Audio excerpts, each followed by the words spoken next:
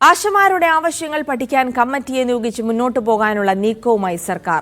IAS ഉദ്യോഗസ്ഥന്റെ മേൽനോട്ടത്തിലായിരിക്കും committee. ആരോഗ്യവകുപ്പിന് പുറമെ തൊഴിൽ വകുപ്പ് അംഗങ്ങളും കമ്മിറ്റിയിലുണ്ടാകും.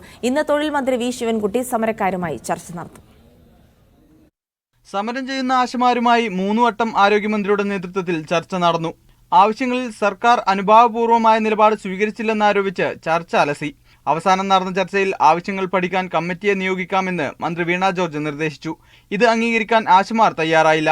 എന്നാൽ കമ്മിറ്റിയെ നിയോഗിച്ച് ആവശ്യങ്ങൾ പഠിക്കാനുള്ള നീക്കവുമായി മുന്നോട്ടു പോവുകയാണ് സർക്കാർ. ഇതിനായുള്ള നടപടികൾ വിവിധ വകുപ്പുകളുമായി ഏകോപിപ്പിച്ചു തുടങ്ങി.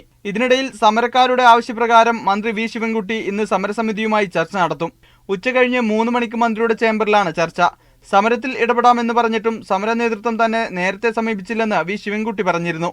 സർക്കാർ നിയോഗിക്കുന്ന IAS തലത്തിലുള്ള ഉന്നത ഉദ്യോഗസ്ഥന്റെ മേൽനോട്ടത്തിലെ കമ്മിറ്റി വിഷയങ്ങൾ പഠിച്ച് 3 മാസത്തിനകം റിപ്പോർട്ട് നൽകും.